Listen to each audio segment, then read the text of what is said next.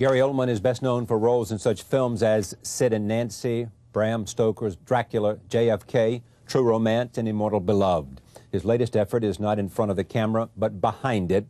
As the writer, director, and producer of Nil by Mouth, Oldman tells a personal story about a working-class family in South London. New York Times film critic Janet Maslin called his film powerfully raw. Joining me now, Gary Oldman, and I am pleased to have him back at this table. Welcome back. How are you? Welcome. How do you feel about directing? How do I feel? Yeah. Well, I was always aware that it was hard. I mean, it looked hard, you know, just as an observer of it, and have always tried to at least be director friendly. Yeah. You know, show up on time, know your lines. You know, have an idea, some clue of what you're going to do. I had no idea how hard it was. In fact, physically, the stamina that one needs for it. But you know, acting is an interpretive art, and you are the one who communicates these ideas. Playwright, an author's ideas, and it was nice for once to be in the driving seat. I enjoyed it. I enjoyed it a lot. Something you'd like to do again? It's something. I think I have to do it again. Really, like in a way, I had to write this piece. And why did you have to write this story?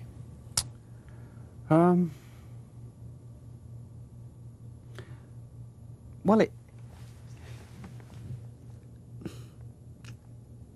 had been so, it was haunting me, and it was to the point of obsession, and it's such an important part of my life, growing up there, being molded and being shaped by that. And I thought that if I was going to pick up a camera, that I should at least come out of the gate as a director with a milieu that I really knew, that I could really own. Yeah. You know, in a sense, you may not like the film, you may like it, you may not like it, but you know, I'm on good ground here. You know, I know my subject on this one. Tell me the story for the benefit of those who haven't seen this film. It's about a family in South London, and specifically about a married couple, Raymond and Valerie, and they have she's pregnant, and they have a daughter, 5, Michelle, and it's really a couple of months. Kind of a look through the keyhole, in a sense, looking in at their lives. And Raymond's an alcoholic, and you know, the themes and the issues that the film deals with are chemical dependency and codependency. So, you know, Ray's addicted to booze, and Val's addicted to for these women, the men are the drug. So she's addicted to Ray.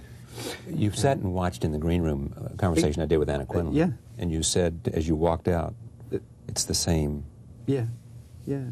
I mean, I can't get into the psychology of, I can't really get into the head of women, why they put up with abusive relationships, and spiritually, emotionally, verbally. You know, this film deals with domestic violence, but it's not. But it's not just about that. It's a violence of the spirit, of the soul that the film deals with as well, and why they stay. I can only imagine that it may be easier to be in a relationship like that than an indifferent one.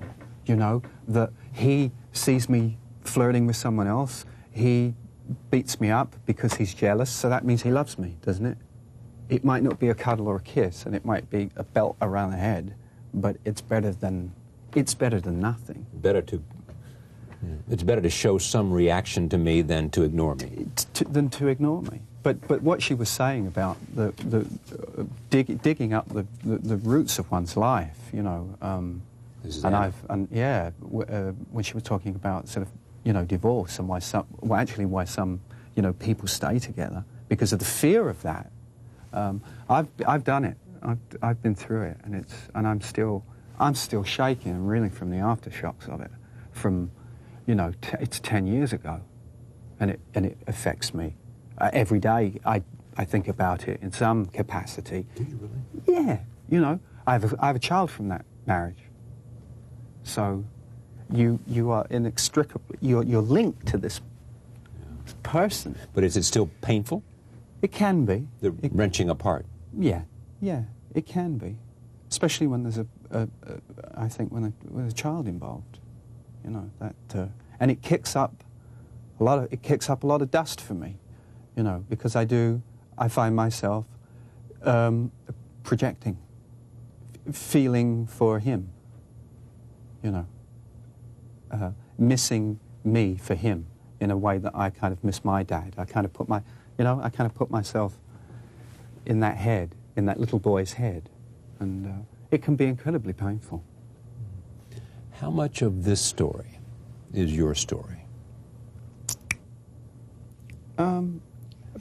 Who was Ray? Who was Ray? Ray's a bit of me. He was very much loosely based on someone who was a part of my family, who isn't anymore. It's sort of biographical in spirit, in mood more than it is literal. But it's peppered with incidences and episodes and people that it's a sort of a cocktail of things, you know, from... Set this up. This is where Billy, who's been beaten up Ray, his sister, drops by the family home to quickly see them. You remember the scene? Yeah. Okay, set it up. Anything else I should say about that? This is Billy when he comes around with the wine, is it? He Yeah, comes around with the I think cases so. of wine. Right. Well, it's just another sort of typical Sunday... It's a typical Sunday afternoon at home. Roll tape. Here it is. I only come up to give you this. What's this? All right, that's for you and Nan, all right? Because, like, she lends me fags when I ain't got them. She makes me cups of tea and all that lot. One of the few clips you can actually show on television. Yeah. I know. The film is dedicated to your father. Yeah. Tell me. Yeah. Well, he left home when I was I think 7, 8, and in fact then he died. I was about 25, 26, and in fact I was in the middle of shooting Sid and Nancy when he died, and I hadn't seen him very much in that time, and it affected me. You know, I carried a lot of issues that were bubbling around in me, that were unresolved, and see, I don't remember my dad ever saying that he loved me. See, I just can't remember it. I'm sure he did. I know he did. I know he loved me, but I was a young boy, and a lot of it I've kind of somehow, you know, just sort of like I've taped over it. I've like erased it, you know, and so that and he didn't see any of this, the success, you know, the stuff that I've achieved, and when we were, you know, and the film deals with absent fathers. There's no authority figure in the movie, so that's one of its themes that it deals with. And I was sitting there in the editing room and watching all of this come back at me, and I thought, you know, it's sort of for you, in a way of it's like a love letter, saying whatever happened, you know, I can't change any of it. So I might as well actually try and somehow resolve it and move on and forgive. You know, I can't forget it, but I can actually, you know, I missed him a lot.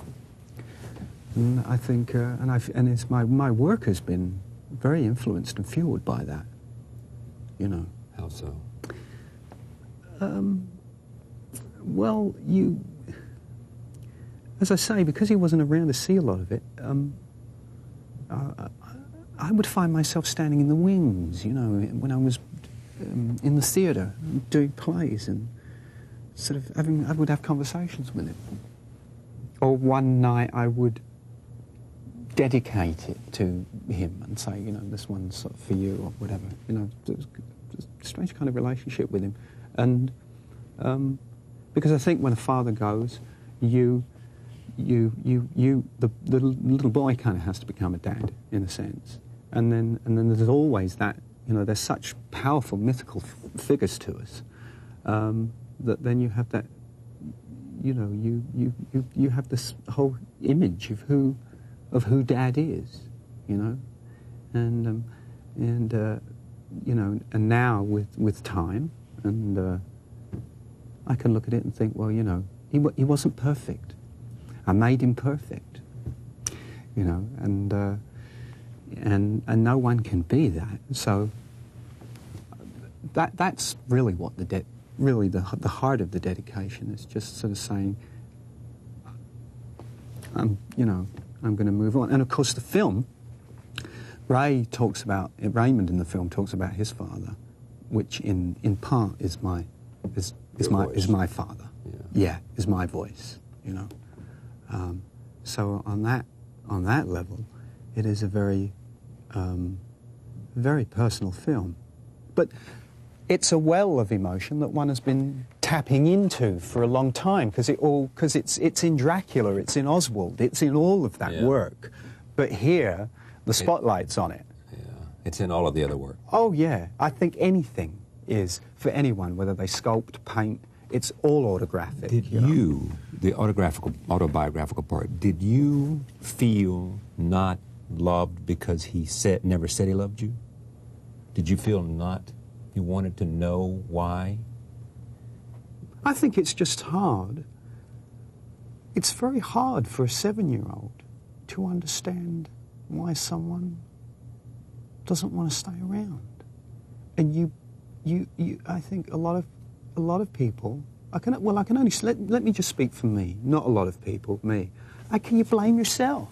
You look to you. Something's wrong with me. You failed somewhere, you know, and you want to say, well, if you do love me, as much as you say you love me, or why are you going off over there? Yeah. Then hang around, you know, and it's very hard to work that out as a little sort of chap, you know, and what I've tried to do with my eldest son. I just have a 5-month-old, a new baby, so. But what I've tried to do with the eldest boy is I always tell him I love him, and you know, make him. I want him. You know, I want him to hear that. See, that's a direct result of what you experienced, because you knew how painful it was for you. Yeah. Which makes me wonder. I had a very, very different. Yeah. I mean, my father and mother.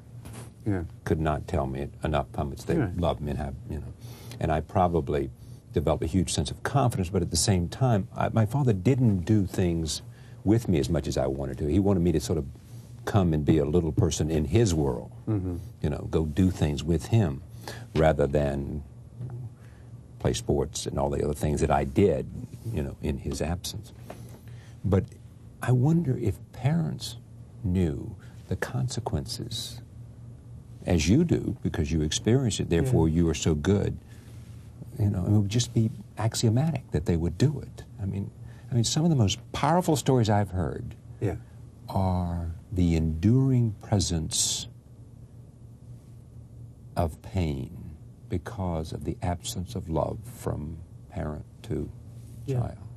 Yeah. I mean, I know that that has it's shaped me. Yeah. You know. And informs your work and everything else. It's significantly shaped me. You know. You see, we've got this film. You know, it deals with it's about, you know, the classy mobile, the disenfranchised, the whole thing. And this is not as, I didn't make this movie in response to a new government coming in, you know, and I'm not going to sit here and Maggie bash, you know, but it comes at the tail of conservatism, and we got this new government in, and everybody's, you know, like you do, you think, well, change, you know, it's gonna get better. So this movie was not made. This movie was made before that happened. But the sort of mantra of Tony Blair, he comes in and he sings, education, education, education. This was his big thing, which is fantastic. But if you take, for instance, someone like Michelle, the little girl in the story, you send her out to school. She is so traumatized and almost to the point of being catatonic, thinking, is Daddy, the Daddy that's going to walk through the door tonight, whether Daddy will actually come home at all, but if Daddy comes through the door tonight, is he going to be the Daddy that loves me and that loves us all? Or is he going to be the Daddy who smells strange and whips me and my mother into an inch of our life? And if you're 8 years old and you're sitting in a class, you could have Einstein teaching you physics. Yeah. He ain't going to go in. Yeah. You're not going to... If I've ever been worried about something, I'm preoccupied with it. You know, you half listen, you can't concentrate, you can't read a book, you can't focus because you're worrying about this thing. And I think so many kids, for them, that it's not so much it's not so much that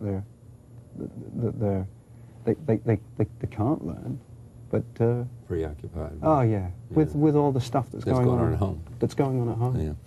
This scene, one last scene, Yeah. where Ray has beaten Valerie and is desperately trying to see her and get her back. In the scene, he finds her as she comes home and he confronts her. Anything else I need to say? That's where he goes to. She's coming out of hospital, I believe. Yes. Yeah. Roll tape. I mean, we don't talk anymore. When did you go out? Just get in, Mum, will ya? Just get in, I'm dealing with it. And he stands there so sort of, you know, I think he's so handsome at the top of those stairs, and you just go, get it together. You know, Don't you hear? Yeah. Yeah. Great to have you. Okay. Thanks very much. All righty. Gary Oldman, the film Nil by Mouth. Back in a moment. Stay with us. American audiences have come to know Gary Oldman for a series of extraordinary performances. His breakthrough role was as the punk rocker Sid Vicious in Sid and Nancy in 1986. Since then, he has given memorable performances in such films as JFK, The Professional, and The Fifth Element. Here is a look at some of the films of his career.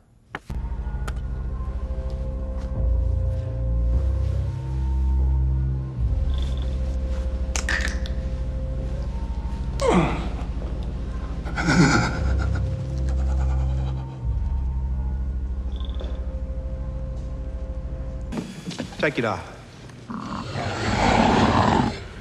That's better. Never be ashamed of who you are. You're warriors. Be proud. So what if the federal government scatters your people to the wind? What doesn't kill you makes you stronger. I was not allowed legal representation.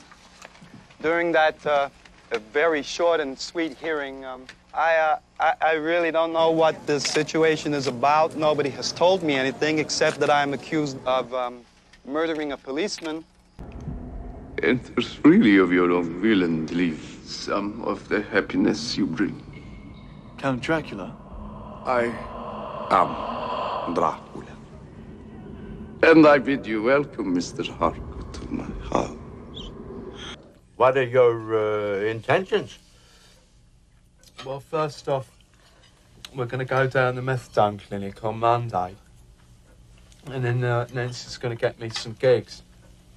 And then we're going to go off and live in Paris and just sort of go out in a blaze of glory. He also recently wrote and directed an award-winning feature, Nil by Mouth, based on his own childhood. His two most recent characters continue to expand his range. In Hannibal, he is a savagely disfigured millionaire at the hands of Dr. Hannibal Lecter. And in The Contender, he plays a zealous Republican congressman. He has received much acclaim for the role, including a recent nomination by the Screen Actors Guild as the Best Supporting Actor. I am pleased to welcome back Gary Oldman. It's nice to be back. Nice to see you. Sounds a bit like me. Yes, it does. A deeply scarred millionaire. Yes, it does. That's right. Deeply flawed, no, scarred, or both. Yeah, psychic scars. Exactly. But we won't go there yet. We'll Okay. get in that a little bit later. When you look at that extraordinary array of characters, what do you think? I mean, what goes through your head as you watch them? Wish I could do it over, or? Oh, yeah. I mean, you always somehow wish you could do it over. Yeah, you look at it and, but it's like I'm on to the next canvas. Yeah. You know, you look at it and think that was me. Then I was 24 years old or something, 23 when I did Sid and Nancy, and you know, I'm getting older, and I'm enjoying. You know, You're enjoying it more? Yeah. Because? Well, I have more to give, I think. Just, I'm living life. I have more life experience to It's like apply. someone said that you shouldn't read Tolstoy until you're 30 because you'll never understand it, because those kind of human experiences are not part of your own psyche or your own understanding. Yeah, and there's also books that one, I think, goes back to, that one's read, and even movies that you watch, you re-watch. Yeah. You know, I mean, like books like Kill a Mockingbird, Huckleberry Finn, and so. Is Contender more personal to you because you also are one of the producers? Obviously, it's something you wanted to make. Yeah. I thought it was a very good script, and an interesting character, and something that allowed me to kind of exercise, you know, open my chest a little and exercise some of the muscles that I haven't really been working on the last couple of years, I think. You know, getting back to the good work, good character work. And you obviously have an investment with something like that, an emotional investment. You hadn't exercised them because what? Because you... I think I hit 40, and I'd made my own movie, and that was out of just a need to create, because that's who I am, and out of a frustration with the business, and acting, and so I directed, and I don't know. You get contaminated. You get a little bit corrupted. Yeah. You know, it's like anything. And I started to earn money, and I was doing these big movies, and I was coming away, looking at my life, saying, you know, well, that was a frustrating experience. Made a lot of money, but frustrating. Yeah, and only partially fulfilling, and it's better than digging a hole in 30-degree weather. You know, I always have to check and say, you know what, it could be worse. I mean, my father was a pipe fitter and a welder, and if you want to really do hard work, then you can do that and try that. So I feel very lucky and privileged, but it's all relative. Yeah. So this is what I do, and this was an opportunity, The Contender, to get back to that kind of work, and It's an adult film, and it it harkens back to those political thrillers. You know, All the President's Men. Best Man. Yeah.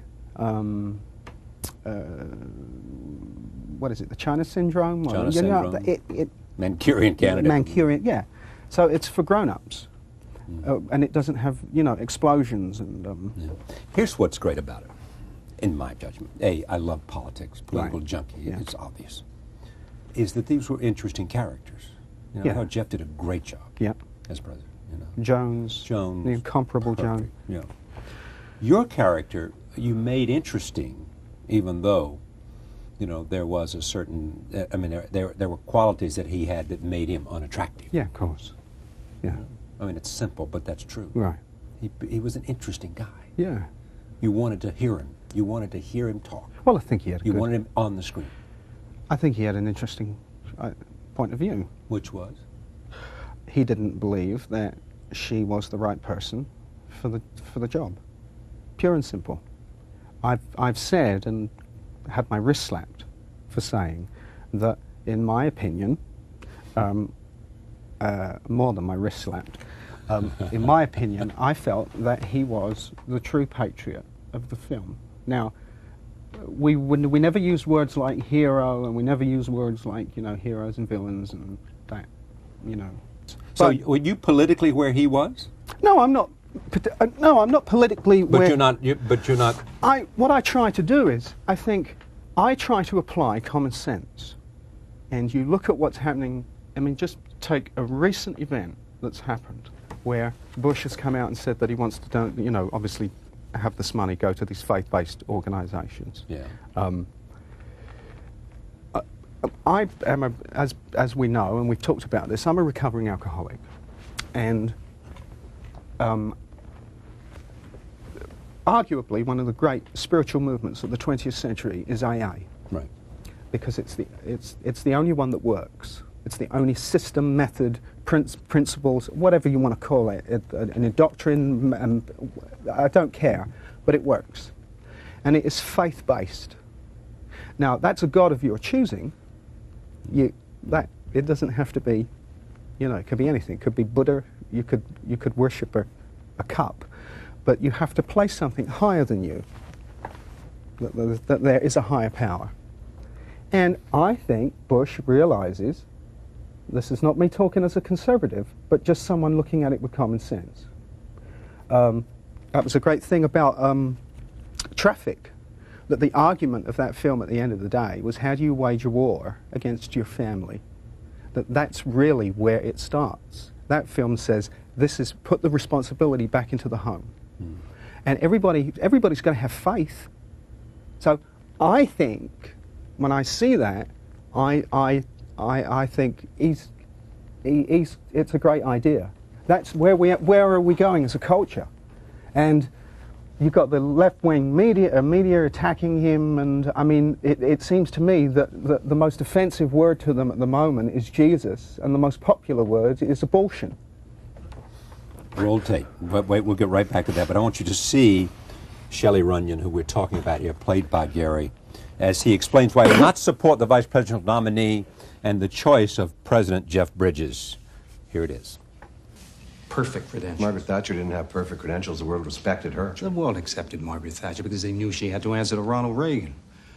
A woman better be pretty damn qualified to have nobody to answer to, and Lane Hansen is not that. I want you on my poker team. Let me just stay with this for a moment. You are saying, just individually, not Runyon the character, that if you had been a senator, you would have been opposed to her based on the fictional characteristics of this. Yeah, I think so. Not because she was a woman, but because of, here's where it gets interesting, because of the issue he made of whatever might have happened to her when she was a young... No, I would have made that decision irrespective of the scandal.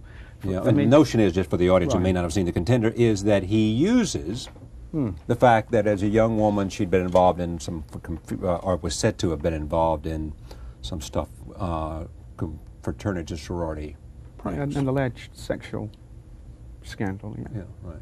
Which she denies. Which she denies. And which turned out to be.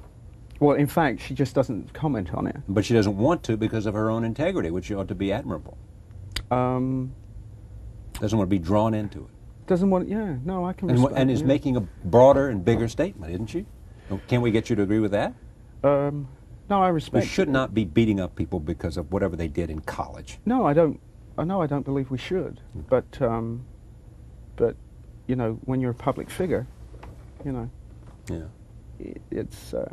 But it wasn't. I wouldn't. It's nothing. Irrespective of whether the scandal or not. I mean, it comes across his desk. He doesn't search for it. He doesn't like particularly go out of his way and say, now I'm going to dig up all this dirt on this woman. I mean, it comes across his desk, and I guess if there's an Achilles heel of Runyon, then he goes with it. He takes the cheap shot. Now that I'm not commending. Right.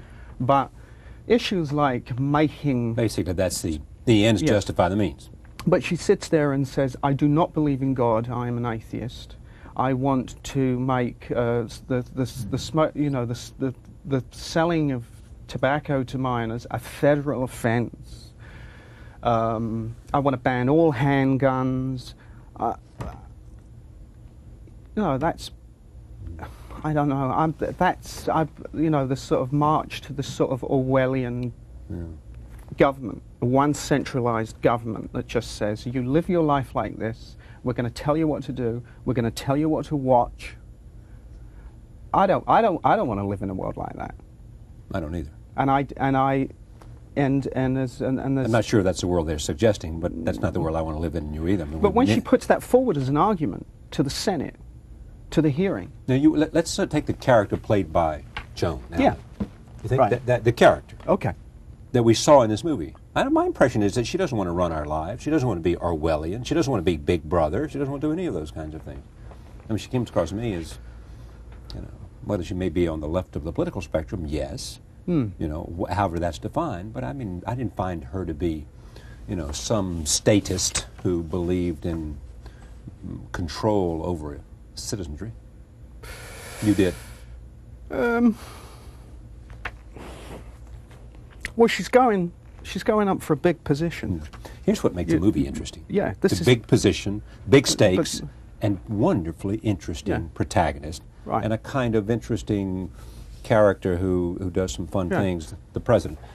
But go ahead. But we can sit here and see a movie like this. This is why we wanted to get involved with it in the first place. Exactly. That's what I'm coming to. A movie like this. You sit and watch it, and it doesn't wash over you, and you kind of sit there. It makes you've got to watch it, you've got to listen, you've got to think, and you come out and you say, "Well, I thought she was right," and they have someone else say, "Well, no, but if you really listen to the other side, he might have been right," and that's what I think that's what movies should. Yes, we want entertainment and so it's not Air Force One. No, Air Force One is a thriller. And it wants to take you to the edge of the seat, and for the 2.5 hours you spend with it, high drama. Yeah. You walk out of the movie and you say, where are we going for dinner? Yeah. And you go, I enjoyed that. Yeah, right. That was fun. It was fun. Right. Okay. Played by people I like. Gets me to beyond the process and the craft. I want to do the craft of acting in this one case. So how'd you approach him? What did you want me to know, feel, think about this character that you have played so well? You're probably going to get on a supporting actor nomination, and already have. Not in after one what case. I just said, but well, that's true. Sorry you came on here, aren't you? No. Okay, so tell me how you approached it as an actor first. Just to what do you want to deliver to me as a viewer about this guy and the way you played him? But there's a humanity to him. I think that you have, and I try and do that with everything I do. Even the terrorist in Air Force One. Yeah. Where was the humanity in him? Because he had a loyalty and a belief. And he was acting in the interest of a higher calling. True. Yeah. And so with Runyon, you try and show a man who is not. It's not one-dimensional. It's just, and people who are evil or bad, or it's you know, it's never just that simple. Right. What's the controversy about this movie? I don't quite get it. That's DreamWorks and the, what is all that about? Did you get involved in that? You did. A little bit, yeah. Well, tell me about it. No, it's. What do you mean no? Come on. No, no. You've been sworn here, sir. Didn't you get it? I know. Yeah. This is. They do. They swear you in here. Yes, exactly. Yeah, your hand on the Bible. Just a couple of things I had They said. changed the movie, and you didn't like the way they changed it. No. That was something that got out. You know, that was on the internet. Oh.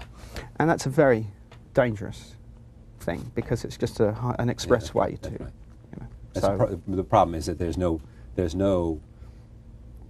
editing on the internet. Yeah, I mean, a lunatic can come along and just type something in and say, "I'm the world's greatest, smartest man, and here's what I know." Yeah, and in this day and age, it's full of unchallenged truths. It just becomes truth if you say it. Then to actually shake it off. And I said a few things, I made a few criticisms about DreamWorks. Not, did they influence... All right, just tell me what you said. Yeah, not but what the internet said you said. What did you say? But I said that they may have influenced the cut. And they slanted it a certain way to glorify what? To advance the interest of what? To promote what? Well, I don't think it's any accident that this movie came out when it did. You know, in an election year. Yeah. You know. So it was, in a sense, in your judgment, or at least might have been a bit of, a bit of propaganda for the Democrats, and they themselves have publicly come out. I mean, Geffen, Katzenberg, and Spielberg. DreamWorks.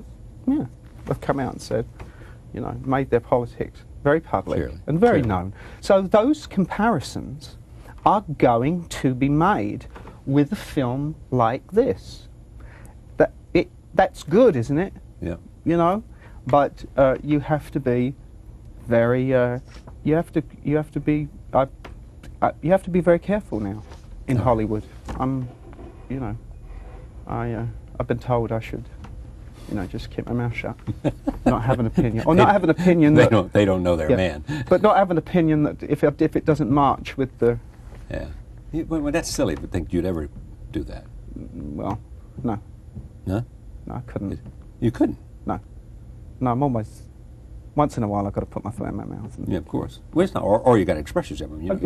It's absolutely. See what it's lovely. You know what's great about this is you are at the height of your power as an actor. You're in demand. You're giving great performances. Who's had a better year than you? Well, I would argue the only person who's had a better year than you is probably Ridley Scott. Well, Russell Crowe's not. Russell Crowe's had a good. Ron Howard. Yeah, right. No, I know. I may be at the. I would argue that I may be at the height of my power, or on my game, right? If you like. I do. As an actor, but I'm not hugely in demand. Really. In the current atmosphere, which is about there's a premium on fame, and who's on magazines, and I chase roles that other people get. This is not the angry Gary. This is not the bitter Gary. It's a conversation precipitated by me. Yeah, and it's an observation. Right. Okay. I'm just applying common sense to this. And you look and you say, could I play that role? Yes. Am I a good enough actor to play that role? You go, yeah. So what have they got that I haven't got? You have to look at what you haven't got, because the body of work is there. But in the current atmosphere, the body of work doesn't mean jack. It doesn't amount to much. I mean, with the fans. But is this because of the dumbing down of America? Yeah, I guess we. Okay, I think that there's never been a more irrelevant time to be an artist. You could make that argument. I could for you. Yeah. If we had time. Oh, well. We'll do it. I want to see another clip here, okay? Okay. All right, I want to see two more before we move on to Hannibal. This is where Bridges challenged the real reason behind Shelley Runyon's opposition to Joan Allen. Here it is. I may have taken the presidency from you, Shell, but you one-upped me. You took away my legacy. Well, I look at her and I see someone who has proven the capacity for disloyalty. Or the capacity for seeing the light. We're both sticking to our guns. The difference is... I love movies that have that kind of dialogue, though. Yeah. Yeah, it's a very well-crafted script. Well-crafted script. Yeah. All right, we're going to see one more clip. Get ready to this, because we need this to complete the circle on the contender. Since we can't see Hannibal, we can only talk about Hannibal. Okay, so roll tape, and let's take a look at the last scene, and I'll come back and finish this. We've made our points about contender. Here it is. You're a groovy chick. You know, what I do detest is your selfishness. I have served this nation without regard for personal income for over 10 years, Mr. Runyon. I don't because you want to take on a job that positions you to assume a mantle of gigantic responsibility, and you do it full well with the knowledge. All right, Shelley. Well, that's his argument. That's his argument. That's a legitimate argument. It is. You don't have what it takes to be greatness, and I think this office ought to have the potential for greatness. You can make that argument. Yeah. And others can say, isn't it terrible our politics have gotten to the point where it is not about a measurement of greatness, it is about whether there was some sexual thing that happened some time ago that said nothing about the greatness. If you call that greatness, you know, he just nominated Kennedy, Right. who we know about sexual stuff. Yeah. And Lincoln, who might have been,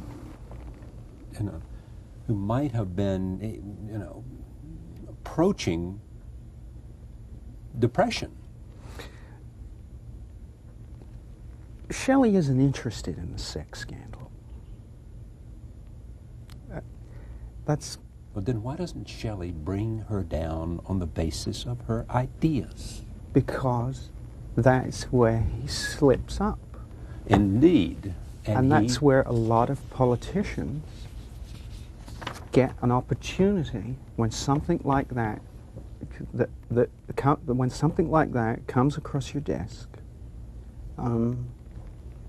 You run with it and you go in for the kill, and that's why a scene later, and his wife says you're just going to go down as a second-rate McCarthy, and he says, but she's no good. So he believes in his heart that she's no good. But what does he do? He goes with it, instead of attacking her on the issues, and by golly would he have a good argument. You know, we just have to run with the atheist thing, I think. Like you could run with that, and he goes down, and this is why the whole thing. But look, but it's here's a movie, and we're living the movie. We've been living the movie. You know, we find out that Bush has a DUI, and we can't get away from it. All of a sudden, he has no moral fiber. He's lied. He's lied to his daughters. I mean, they'll go with or fail to disclose. But and that really comes back to that answers your question of why we wanted to get involved with the film. Yeah, it's good to massage all these ideas. Yeah. Mason Verga. Yes. Who is he? Who is this character you play? And why did you want to play him? And was this one of those roles that you had to pursue? Or was Ridley smart enough to come after you? No, it was it's like an actor's dream. The getting of this role was very unusual. I had not read the book, and someone on holiday, in fact my manager's wife, had read it while they were holidaying in Barbados and said, obviously she thought of me. She read Mason Verger and thought, I don't know what that says about you or her. Yeah. There's a great role in this for Gary. Anyway, just as an idea, one day we were at the office and I said, is Ridley casting that role? Has it been cast? we made an inquiry to the office, and they said, no, we haven't cast that yet. I'll tell him you're interested. Given, you know, he got my phone number. The phone rings at home. I pick it up. He goes, hello, Gary, it's Ridley. I went, hello. Wow.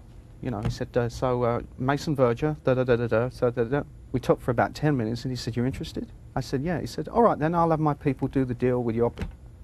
That close. Oh, man, that's the best call you ever got. Yeah, I put the phone down, and I called up Doug, and I just said, I think Ridley's just offered me Mason Verger.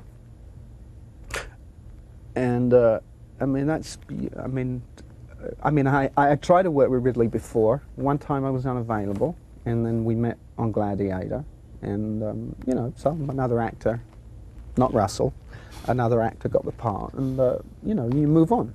You know, so... Was it Phoenix get the part? I think so, yeah. I think that was the thing. That'd been fun to watch you, although he did a great job. But, you know, so we've tried to kind of do this for a while, and so it was wonderful. I mean, I didn't even have to go in and meet or anything.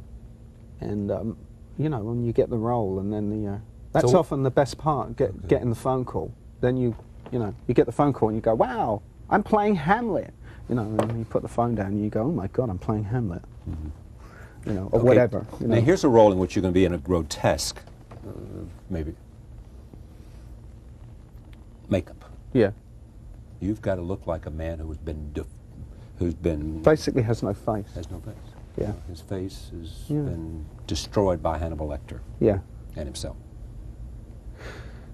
So what's the acting challenge here? We ain't seeing your face. Well, well, I like masks, of course. Yeah. You can just look at the work, you know. I like hiding, putting on a different face, and this was you know, I'm the man of many faces. Let's, you know, right. And now this is the role, the opportunity. I'm now the man with no face, and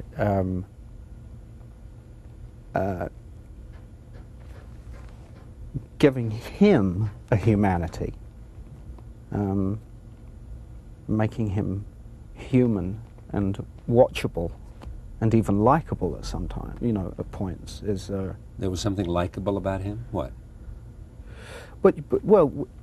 I see what it is likable about Runyon. Yeah, but but Hannibal's the most anticipated sequel in...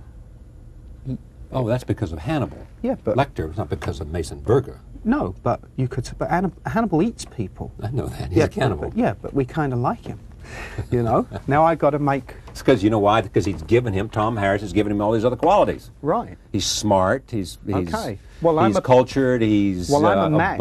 I'm a match for Hannibal in this film. In what way? Because you're equally smart. I'm smart. But you're a pedophile. Well... nobody's perfect, Charlie. That's played down. You know, it is played down. Yes, that's not. That's only.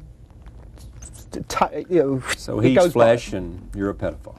Yeah, and I'm out for revenge. So therefore, you've got a great story. Yes, you got two detestable people with one has redeeming qualities, perhaps. Although I don't want to overdo that, and the other.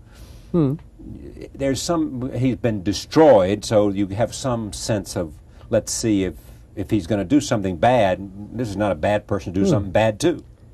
Oh, absolutely. Right? Yeah. So who's going to get him first? Yeah. So who gets the bad first? Is Clarice going to get to him first, and put him back in Slammer, or is Mason going to get him first and get the revenge that he so wants, and give him a horrible death, which I can't talk about.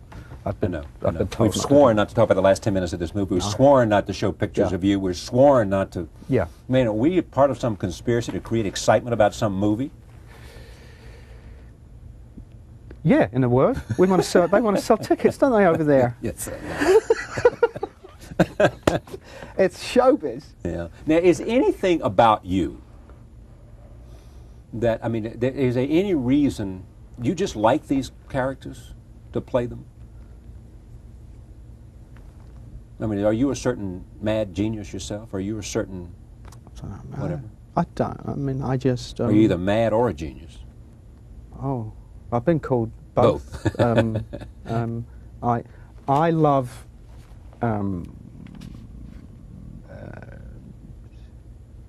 Well, they're like. There's no different. It's no different. If I was sitting here and had a classical career. Yeah. And I had played Iago. Yeah. Or Titus, or any of those kind of,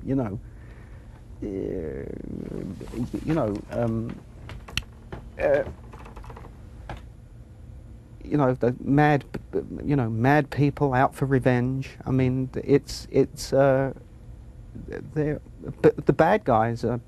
I'm sure you've had many actors sit in this chair and say that bad guys are interesting. Are kind of more interesting to play, and that what.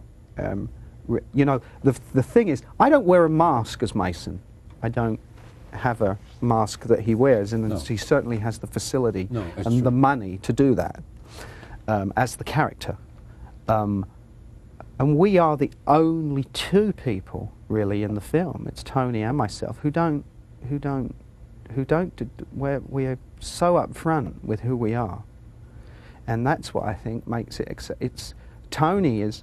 Hannibal is the pelt that's bristling underneath the handmade shirts and the cashmere suits. It's the other part of us that we push away because we're civilized and we're cultured, and there's that dark part of us that we don't want to know about. He has no problem with it. He's cultured. He's well-read. He speaks languages, he's intelligent, he's a surgeon, he's a psychiatrist, and he eats people. But, and he eats people. And he eats people, So we're sitting there thinking, yeah, he's all these things, but, God, when's he going to get the knife out? What are you doing next? Yeah, next? Yeah. Have you got another 10-minute call saying, let's do it? No, I've written... I spent the last couple of years writing a screenplay, and I'm trying to get the money for that, which has been a little difficult, but I'm busy doing that, and I'm looking, for something. You're open. I'm open. Available. Open for a good role. For a good role. Yeah. Great to see you. Thank you for pleasure. coming. My pleasure. Thanks a lot. Gary Oldman, starring in Hannibal, which will be released soon, February 9th specifically. It's an extraordinary performance by him. And we'll be right back. Stay with us.